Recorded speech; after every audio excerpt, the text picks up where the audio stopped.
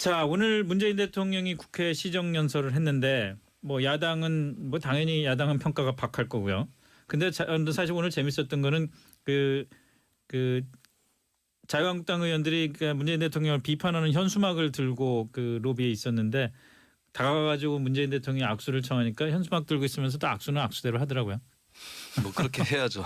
그렇게 해야 되나요? 네. 그리고 근데 예측을 못했던 것 같아요. 조금 당혹스러워했던 것 같고 네. 막상 이제 사람을 앞에서 보면 안 보일 때 욕하던가 하고 많이 다르죠. 외면하기 쉽지 않죠. 네. 그리고 저는 좀 홍준표 대표도 청와대 영수회담을 계속 안 가고 있는 거에 대해서도 막상 앞에 가서 잘 못했을 때의 지지층으로부터 받을 수 있는 질타라든가 이런 부담감도 작용했을 수도 있다. 왜냐하면 역대 대통령들 영수회담을 보면은 야당 당수가 갔는데 막상 가서 앞에서 말을 제대로 못하는 경우가 상당히 많이 있었고 네. 대표적인 사례가 이제 70년대에 김영삼 그 야당 총재가 예. 박정희 대통령하고 영수회담 하다가 조금 박 대통령 약한 모습을 좀 보여주고 이러니까 하다가 이제 말려들었죠. 네, 말려들어서 네. 끝나버렸거든요. 그래서 하여튼 그런 정치판의 한 단면을 보여준 것 같아요. 예.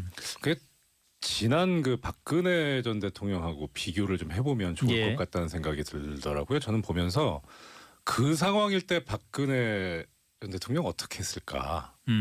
어떻게 예상하고 계셨어요? 갔겠습니까?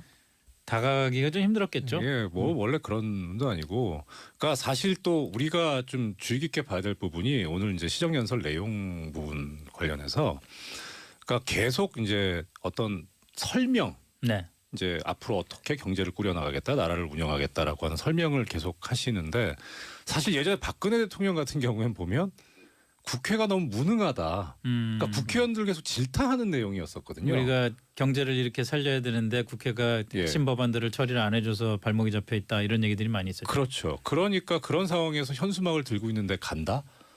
뭐 상상하기가 좀 힘들고요. 오히려 그 모습이 오늘 그렇게 비난하는 내용의 현수막을 들고 있음에도 불구하고 다가가서 악수를 청하는 모습이 그야말로 속에서 협치를 하겠다는 생각을 안 갖고 계시면 그런 행동이 과연 나오겠는가라는 생각이 들어요. 아무리 뭐 표정에서 읽혀지거든요. 이게 진심으로 하는 행동인지 아니면 그야말로 보여주기 위해서 그냥 야당 의원이니까 가서 악수 한번 해줘야 되겠다 이렇게 하는 건지 그건 아니었었거든요. 그래서 아마 그런 상황에서 뭐 아까 김 의원님께서 악수를 안 할 수 없지 않았겠느냐라고 하시는데 네. 오히려 또 뭐 그런 측면도 있겠지만은 진심이 읽혀지지 않았을까라는 생각이 듭니다. 사람이라면 그저 읽어줘야죠 그런 거는. 이종렬 전 판사께서는 참 문재인 대통령을 참 좋아하는 것 같아요. 아니 이렇게 말하니까 무슨 뭐 저 성향을 떠나서 너무나 말을 조리 있게 참 애정이 담긴 목소리를 이렇게 설명을 하는 걸 들어보면은 저 설득력이 있다는 느낌이 듭니다. 어유 고맙습니다. 저 전력도 그렇고요. 제일 중요한 게 사실 사실관계를 제대로 파악하고 거기에 그렇죠. 토대를 네. 딛고 이제 이야기를 하는 건데 사실관계가 그렇지 않습니까? 뭐 알겠습니다. 근데 오늘 연설 전에 문재인 대통령이 우리가 관행적으로 대통령이 시정연설 가면 이제 국회의장실에서 차 한잔 하고 그리고 연설을 하게 되는데 지난 6월인가요? 국회를 대통령이 찾았을 때는 홍준표 대표가 그때는 참석을 안 했었어요. 네. 근데 이번에는 또 참석을 했더라고요. 그러니까 문재인 대통령이 또 한마디 오늘은 오셨네요. 한마디를 네. 했더라고요. 그게 이제 그 답변으로 홍준표 대표가 한 말이 네. 국회라서라고 답변을 했는데 근데 지난번 그러니까 국회 때는 안 유월을 안 보였으니까 했는데. 네, 홍준표 대표가 조금 애드립으로 답변을 한 것 같아요. 예, 지난번까지 계속 안 보였던 이유에 대해서 그리고 뭐 국회의원도 아니죠. 홍준표 대표가 그렇게 그렇죠. 따지면 예. 그래서 뭐 좀 뭐랄까요 강력하게 받아치기보다는 본인도 약간 살짝 피해서 얘기를 막상 앞에서 보니까 그렇게 하게 된 것 같습니다. 하여튼 우리는 그 이슈 토크에서 홍준표 대표는 정말 빠지잖아요. 그 정치인으로서는 굉장한 그 자산 아닌가 싶습니다. 이런 그렇죠. 이슈 메이킹을 할 수 있는 능력이라는 게. 홍 대표가 그 방미 후에 안보 영수회담을 하자라고 제안을 했었는데 대통령이 뭐 그것에 대해서 청와대가 응하지는 않았습니다만 오늘 대통령이 아마 그 방미 결과에 대해서 얘기 좀 듣고 싶다 이런 얘기를 했었던 모양이더라고요. 이러면 조만간 진짜 영수회담이 가능할 수도 있을까요? 뭐 양쪽 다 지금 어느 정도 이해관계가 맞아 떨어지는 상황일 겁니다. 그러니까 홍준표 대표 같은 경우에는 사실 그러니까 안보 무능을 계속 얘기를 해왔는데 실제 가서 미국에 가서 그런 모습을 부각시키고 안보는 보수라는 모습을 가지고 지지층을 결집시키려고 했는데 소득이 없었잖아요. 네. 오히려 미국의 입장이 문재인 정부 입장하고 같아 버리니까 결국 그럼 이 상황에서는 본인의 어떤 존재감이라든가 지지 기반을 결집시키기 위해서는 독대를 할 수 있다. 내가 다른 야당 대표와는 달리. 예. 예, 그래서 내가 야당의 대표다라고 하는 영수회담이라는 카드가 상당히 필요할 거고요. 네. 그 다음에 이제 지금 정부나 청와대 뭐 여당 입장에서도 사실 지금 상황에서 어떻든 뭐 앞으로 지금 이제 뭐 예산안 문제도 있고요. 네. 그 다음에 개혁 입법 문제도 있고 하는 그런 과정에서 어느 정도는 지금 야당의 협조를 구하지 않을 수 없는 입장에서 이 영수회담 카드는 상당히 유용할 겁니다. 그러니까 뭐 명분도 좋지 않습니까? 일단은 여러 가지 지금 외교 안보 문제가 산적해 있는데 그 과정에서 어떻든 성과가 있었든 없었든 간에 홍준표 대표가 미국을 다녀왔으니까 그 결과를 한번 들어본다라고 하는 명분으로 예. 양쪽이 만나서 그다음에 다른 여러 가지 이야기들도 할 수 있는 거죠. 좋은 장이라고 생각이 됩니다.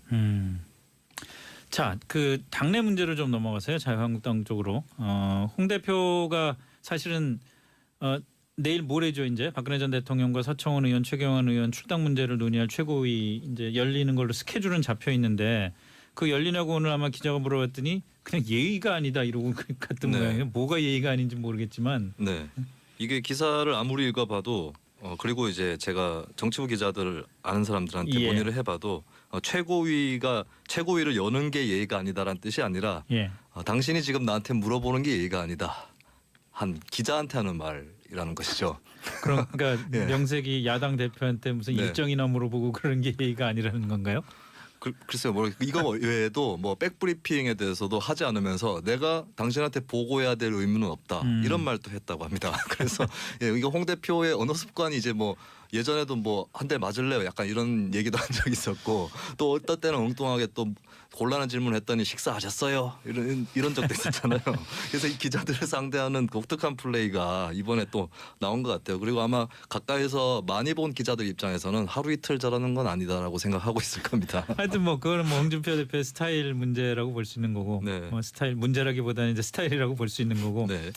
그 오늘 뭐 하루 종일 바빴고 여러 의원들 각계각층으로 재선 의원도 만나고 최고위원도 만나고 초선도 만나고 막 이러고 있는 중인 모양인데 이게 돌파구를 찾을 수 있을까요? 3일 이 그 빅 이벤트에. 네, 실은 좀 촉박해 보이는데 아마 이런 레파토리로 의원들을 접촉했을 겁니다. 그러니까 군대 얘기를 좀 해야 되겠는데 군대 있으면은 이제 네. 어떤 쫄병이 있으면 상당히 이제 제대를 눈앞에 두고 있는 고참이 그 쫄병한테 잘해주는 경우에 예. 그 고참보다 좀 밑에 있는 고참이 네. 그 쫄병한테 야, 너 누구랑 더 오래 군 생활하냐? 이렇게 얘기를 합니다.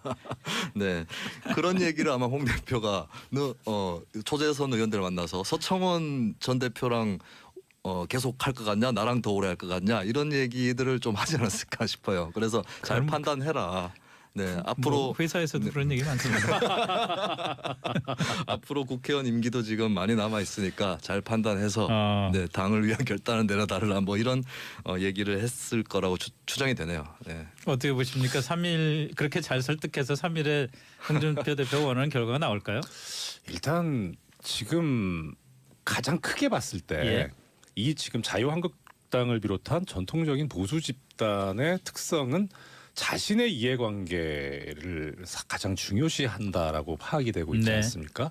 그러면 지금 예컨대 지금 재선 의원들을 만났을 때 박근혜 전 대통령의 출당에 대해서 반대한다라는 의견이 다수였다고 합니다. 예. 그러면 그건 뭐냐면 박근혜 전 대통령을 안고 있는 것이 자기들한테 유리하다는 거죠. 그런데 국민들 전체적으로 놓고 보면 사실 어떻든 지금 아직 유죄 판결이 확정되진 않았습니다마는 네. 국정농단이 있었고 그다음에 탄핵까지 인용이 됐고 예. 한 마당에 왜 박근혜 전 대통령을 끌고 가야 되느냐라는 네. 것에 대해서 상당히 의문인 거죠. 그러면 결국 그 재선 의원들 같은 경우에는 어떻든 끌고 가야만 자기들한테 이익이 된다는 겁니다. 단순하게 얘기하자면 지방선거와 총선에서 박근혜 전 대통령의 영향력을 활용해야 당선될 수 있다고 믿는 그렇죠. 그런 지역구 출신 의원들은 당연히 그럴 수밖에 없겠죠. 그렇죠.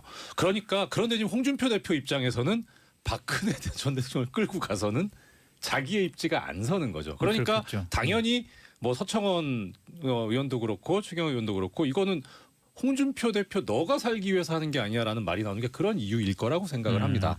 그러니까 지금 이 상황에서 결국 해결할 수 있는 거는 박근혜 전 대통령을 출당시키고 서청원, 최경환을 내치는 것이 네. 당신들한테도 이득이 된다라고 하는 점을 얼마나 설명할 것이냐 설득할 것이냐가 관건이고 그게 아까 김수민 의원이 말씀하신 너 누구랑 더 오래 군 생활하냐라고 하는 거하고 일맥상통한다고 저는 생각합니다.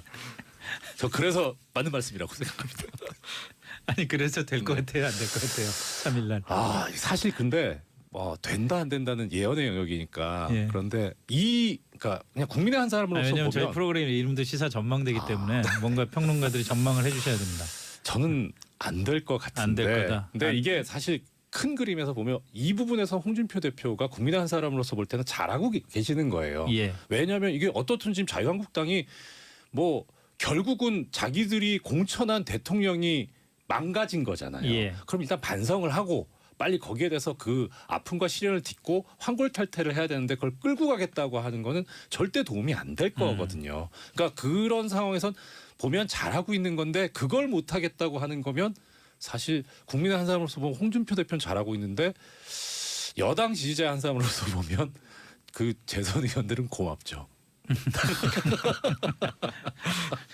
김수민 의원은 어떻게 전망하십니까? 네, 그 뭐 상식적으로야 이제 시간이 얼마 안 남았으니까 어렵겠다라고 보는 거고 많은 분들이 아마 어렵지 않을까라고 보시는 것 같아요. 근데 저는 비교적 충분히 가능성이 열려 있다라는 승부수를 한번 된다에 한번 걸어보겠습니다. 기억해두고 있겠습니다. 이틀 동안. 뭐홍 대표와 자유한국당 관련된 얘기를 마무리하면서 그냥 그 살짝 웃고 넘어갈 수 있는 얘기 하나 드리자면은 어제 국회 그 국감에서 네이버에 모바일 뉴스의 메인 화면 배치 알고리즘 이게 논란이 많잖아요. 근데 네. 이거에 대해서 정의당 심상정 의원이 이제 따진 얘기인데 홍준표 후보는 82번 노출이 됐는데 저는 몇 번 노출됐는지 혹시 알고 계세요? 딱 한 번 노출됐거든요. 머리 풀고 칼춤이라도 춰야 됩니까? 이렇게 이제 문제를 제기했더라고요. 근데 네. 뭐그 심상정 의원 뭐 억울하실 수도 있겠지만 사실 현실이 이런 것 같아요. 홍준표 대표의 이 소위 이슈 메이킹 능력, 네이버 그 메인 화면에 배치될 수 있는 능력은 뭐 워낙 탁월해서 그렇다고 심상정 의원이 머리 풀고 칼춤까지 추시면 안 되는 것 같고. 칼춤을 췄는데도 안 실리면은 또 더더욱 비참한 마지막 카드는 군소정당의 함부로 쓰는 게 아니라 그렇죠. 네. 자 이렇게 넘어가고요. 이 상당히 이제 어제부터 이슈가 되는 문제인데 007 가방에 매달 현금으로 1억 원씩 배달을 했다. 국정원 예산을 결국 그 이재만 안봉근 비서관에게 매달 이렇게 건네줬다. 그래서 그 이제까지 건네준 돈이 한 40억 원에 달한다는 건데 그래서 결국 체포가 됐고요. 이게 논란이 될 수 있는 부분이 이런 것 같아요. 이제 이게 실제로 뇌물죄가 성립이 될 수 있는 거냐. 일부에서는 청와대와 국정원 간의 그 직무 연관성을 생각해 보면은 뇌물죄가 성립이 될 수 있는 거다라고 얘기하는 쪽이 있고 그렇지 않다는 쪽이 있고 어떻게 봐야 됩니까? 일단 이 부분에 관해서 청취자 여러분들의 이해를 돕기 위해서 예. 지금 우리 판례가 어떻게 해석하고 있는지를 말씀을 네. 드릴게요. 이게 지금 이게 상당히 축적돼 있는 판례고 일관된 판례인데 가장 최근 게 지금 선고된 것이 올해 1월달에 선고된 판결이 있습니다. 여기에 보면 뭐라고 돼 있냐면 결국 이 사건에서 문제는 직무 관련성이 있느냐 없느냐 그렇죠. 문제거든요. 예. 그런데 전제가 이겁니다. 판례 문장이 공무원이 직무의 대상이 되는 사람으로부터 금품 기타 이익을 받은 때 네. 이때 사교적인 거나 의례적인 거 내지는 채무 변제 이런 정도가 아니라면 이땐 직무 관련성이 있다고 보는 게 일반적이다라고 해석을 하고 있습니다. 그러니까 네. 직무 관련성을 상당히 폭넓게 인정하고 있는 게 판례의 태도인데요. 예. 문제는 이겁니다. 직무의 대상이 되는 사람이어야 되거든요. 예. 그런데 지금 이 사건에서 아직 수사가 지금 완결이 된 상태가 아니어서 진행 중이라서 좀 말씀드리기 이른 감은 있습니다만 예. 과연 청와대 비서관과 국정원 직원이 직무의 대상이 되는 사람이면 조금 약한 고리가 있습니다. 아 그래요? 대통령과 국정원은 그렇습니다. 인사권자니까. 예. 그런데 청와대 비서관의 직무에 국정원 지휘 감독이 인사 지휘 감독이 포함되지는 않거든요.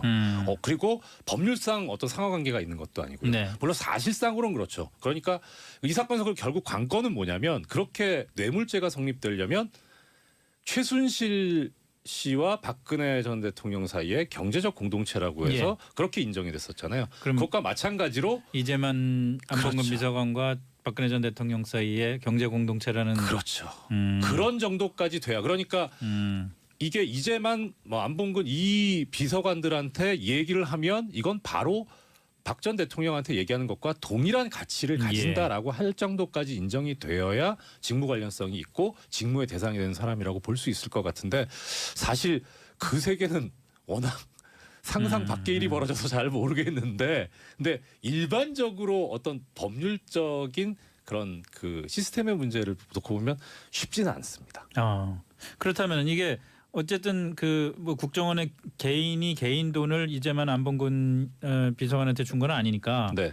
뇌물죄가 아니라 하더라도 어쨌든 그 국정원의 예산을 특수활동비라는 예산을 이제만 안봉근이라는 국정원과 상관없는 사람이 쓴 거잖아요. 받아서 그렇죠. 쓴 거잖아요. 그러니까 네. 이 부분은 그럼 뭐 무슨 법 위반인가요? 국정원법 위반인가요? 뭔가요? 일단은 지금 금전이 관련돼 있기 때문에 예. 뭐 정치관여 이 부분에 관한 그 뭐 국가공무원법 위반이나 국정원법 위반은 빼고요. 예. 금전에 관련된 부분 관련해서 이걸 일단 횡령이지 않습니까? 예. 용도에 정해지지 않은 돈을 썼으니까. 그런데 이 횡령에 있어서는 일반적으로는 지금 액수가 상당히 크죠. 네. 특정 경제범죄 가중처벌 등에 관한 법률에 나와 있는데 예. 이 횡령 액수가 5억 원 이상이면 3년 이상의 유기징역이고 50억 원 이상이면 무기 또는 5년 이상의 유기징역인데요. 특별히 회계 책임자가 이런 국고 횡령을 한 경우에는 이거는 다른 법에 의해서 규정이 되어 있습니다. 특정 범죄 가중처벌 이른바 특가법이라고 하는데 거기에 보면 이때는 더 액수가 다운이 됩니다. 그래서 1억 원 이상이면 3년 이상 유기징역이고 5억 원 이상이면 무기 또는 5년 이상입니다. 그러니까 이게 지금 상당히 중한죄죠. 그래서 그 양치기가 양을 잡아먹었다고 보는 거군요. 그렇죠. 그래서 물론 뇌물인 경우에도 상당히 형량이 세긴 한데 결국은 최고형은 무기징역이거든요. 예. 그러니까 사실 어떻게 보면 무기징역이 선고되는 데 있어서 좀 더 보강을 할 수 있을 정도긴 하지만 중한 범죄임에는 틀림없다라고 말씀을 드릴 수 지금 있습니다. 수사를 해서 기소를 할 때 검찰이 굳이 뇌물죄가 좀 자신이 없다 그러면은 뭐 적용할 수 있는 그 혐의는 충분히 많다고 보는 그렇죠. 거네요. 일반적으로 지금 횡령이 확실하게 문제가 되고 있으니까. 예. 김수민 의원 네. 어떻게 보십니까? 지금 그 사실 실제로 저희가 뭐 취재 활동을 하면서도 그런 걸 네. 많이 얘기를 들으면 정권마다 이 국정원의 특수활동비를 청와대든 뭐 여기저기서 이제 쓴다 이런 이제 얘기들 많이 들어왔고 정치권에서도 문제가 제기돼 왔고 그래서 이제 오늘 야당에서 곧바로 이제 맞받아치고 나오는 게 이게 잘못된 거다. 이건 그 앞으로 발본색원 해야 된다. 그렇지만 발본색원 하려면은 과거 정권도 다 찾아봐야 되지 않냐. 네. 여기서 말하는 과거 정권이라는 거는 김대중 전 대통령과 노무현 전 대통령 정권이겠죠. 네. 야당에서 주장한 거는 이 논리에 대해서 어떻게 생각하세요? 이게 지금 사실관계에 대해서도 주장들이 좀 엇갈리고 있는 게요. 네. 그 김대중 정부 때 이종찬 국정원장이 이런 관례가 있다는 보고를 하자 김대중 대통령이 그러려고 대통령 된 게 아니다라고 끊었고 네. 그런데 노무현 정권 때 네. 김만복 국정원장 시절에 부활되었다라는 주장이 또 제기가 됐어요. 예. 예. 그리고 한편에서는 반대쪽에서는 이제 그러니까 자유한국당이나 바른정당 계열이 아닌 인사가 그렇게 주장을 한 거고요. 예. 또 이제 민주당의 뭐 박범계 의원이라든가 또 여러 인사들은 노무현 정부 때는 그런 관행이 없어졌다. 이래서 좀 지금 사실관계부터 좀 엇갈려 있는 그런 상황이고 그리고 이런 좀 소극적이고 신중한 대응을 주문하는 얘기도 있는 게 본 예산 상당수가 특수활동비로 업무의 특성상 그렇게 분류가 돼 있는 거지 대다수가 경상비고 이제 극히 일부가 업무 추진비인 네. 경우인데 이것을 일단은 예산의 이용 전용의 문제로 접근하는 것이 더 맞는 거지 예.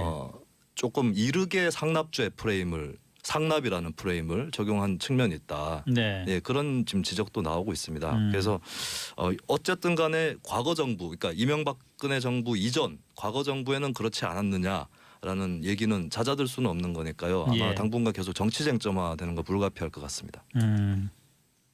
김만복 그 전 국정원장은 중앙일보하고 인터뷰에서 노무현 정부 때 청와대 돈 한 푼 안 줬다 이렇게 그 자기 말로 얘기를 하긴 했더라고요. 네. 그러니까. 근데 야당이 그냥 가지는 않을 것 같아요. 그러니까 기본적으로 전제로 네. 노무현 대통령 때 참여정부 때는 국정원장 독대도 안 했습니다. 그리고 그 다음에 뭐 지금 조사하는 거에 대해서 뭐 그건 뭐 저의 권한 바뀌니까 그렇다 치고 뭐 저기 정권 바뀌고 이명박 정부 되고 그럼 조사 안 했습니까? 안 했는데 안 한 겁니까? 했는데 안 나온 겁니까? 전 그걸 좀 묻고 네. 싶어요. 뭐 그때 심지어 노무현 대통령 단골 삼계탕집까지 전부 세무조사했어요. 그 정부는. 근데 이거를 안 뒤졌다고요?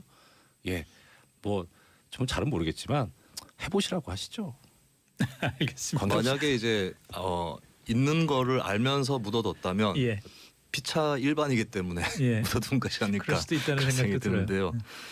예, 이게 좀 어려운 문제고 아까 김만보 그 원장 얘기를 하셨는데 이제 지금 예. 일각에서는 이게 자유한국당 바른정당 쪽에서 나오는 주장이 아니라 예. 어떻게 보면 김대중 정부 친 김대중 정부 음, 계열에서 나오는 얘기인데 이제 남북 정상회담 할 때 국정원 돈을 썼다 뭐 이런 주장이 나오고 있어요. 물론 예, 그분들이 이제 책임을 걸고 이제 서로 논쟁해서 이번에 뭐 그럴 수 시시비비를 있겠죠. 가려야 될 예, 문제가 될 텐데 그리고 이제 국정원장 독대를 하지 않은 건 유명한 얘기인데 네. 그게 이제 이 특수활동비랑 직결되는 부분은 아니라서 그렇죠. 그게 네. 뭐 상관관계가 있는 건 아니죠. 그러니까 독대를 좀 안 규명이 하더라도 필요한 것 이제 같아요. 뇌물 네. 얘기가 나오고 뭐 하고 하니까 예. 그러면 이게 지금 결국 정부나 정권 차원의 문제가 아니게 되는 거죠. 그렇게 네. 되면 그렇죠. 결국. 예.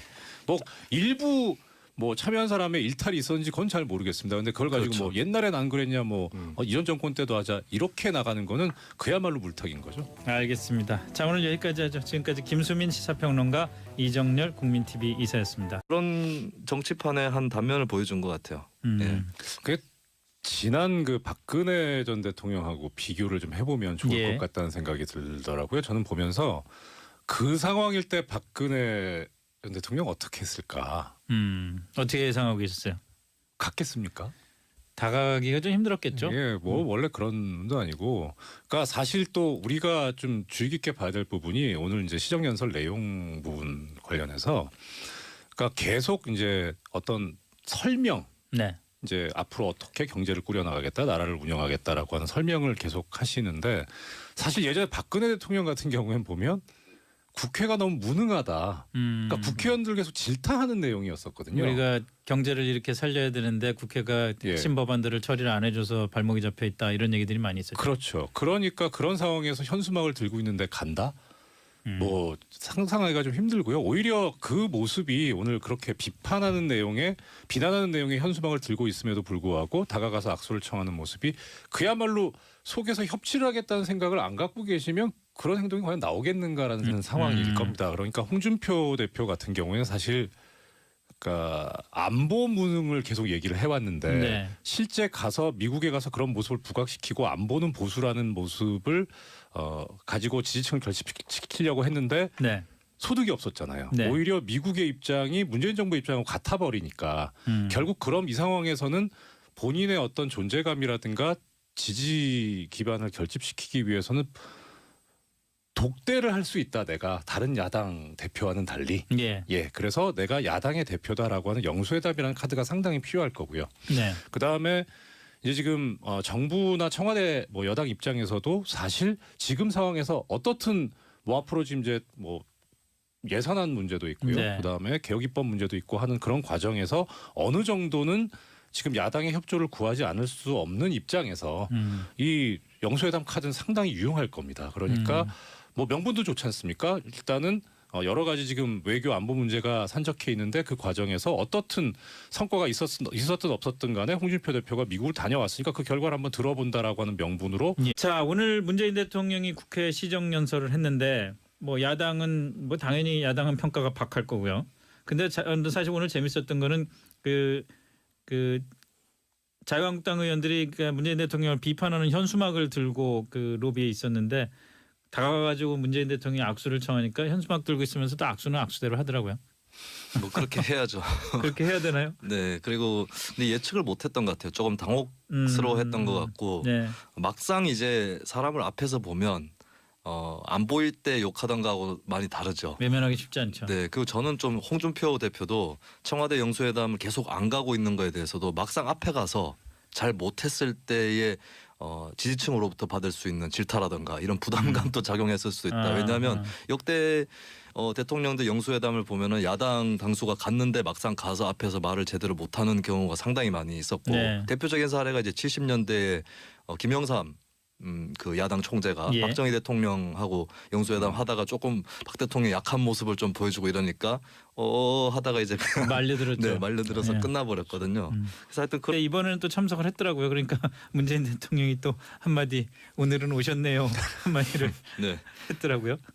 그게 이제 그 답변으로 홍준표 대표가 한 말이 네. 국회라서라고 답변을 했는데 근데 근데 지난번 그러니까 국회 때는 안 유월을 안 보였으니까 했는데. 네, 홍준표 대표가 조금 애드립으로 답변을 한 것 같아요. 예, 지난번까지 계속 안 보였던 이유에 대해서 그리고 뭐 국회의원도 아니죠. 홍준표 대표가 그렇게 그렇죠. 따지면 예. 그래서 뭐 좀 뭐랄까요 강력하게 받아치기보다는 본인도 약간 살짝 피해서 얘기를 네.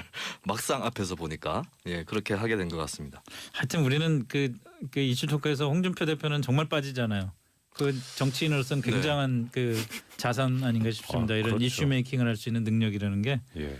공 대표가 그 방미 후에 안보 영수 회담을 하자라고 제안을 했었는데 대통령이 뭐 그것에 대해서 청와대가 응하지는 않았습니다만 오늘 대통령이 아마 그 방미 결과에 대해서 얘기 좀 듣고 싶다 이런 얘기를 했었던 모양이더라고요. 이러면 조만간 진짜 영수회담이 가능할 수도 있을까요? 뭐 양쪽 다 지금 어느 정도 이해관계가 맞아 떨어지는 생각이 들어요. 아무리 뭐 표정에서 읽혀지거든요. 이게 진심으로 하는 행동인지 아니면 그야말로 보여주기 위해서 그냥 야당 의원이니까 가서 악수 한번 해줘야 되겠다 이렇게 하는 건지 그건 아니었었거든요. 그래서 아마 그런 상황에서 뭐 아까 김 의원님께서 악수를 안 할 수 없지 않았겠느냐라고 하시는데 네. 오히려 또 뭐 그런 측면도 있겠지만은 진심이 읽혀지지 않았을까라는 생각이 듭니다. 사람이라면 그저 읽어줘야죠 그런 거는. 이종열 전 판사께서는 참 문재인 대통령을 참 좋아하는 것 같아요.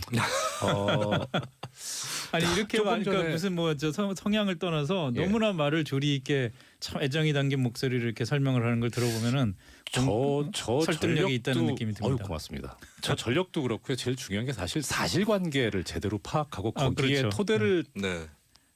딛고 이제 이야기를 하는 건데 사실관계가 그렇지 않습니까? 아이 뭐 알겠습니다. 근데 오늘 저 연설 전에 문재인 대통령이 우리가 관행적으로 대통령이 시정 연설 가면 이제 국회의장실에서 차 한잔 하고 그러고 연설을 하게 되는데 지난 6월인가요? 국회를 대통령이 찾았을 때는 홍준표 대표가 그때는 참석을 안 했었어요. 네.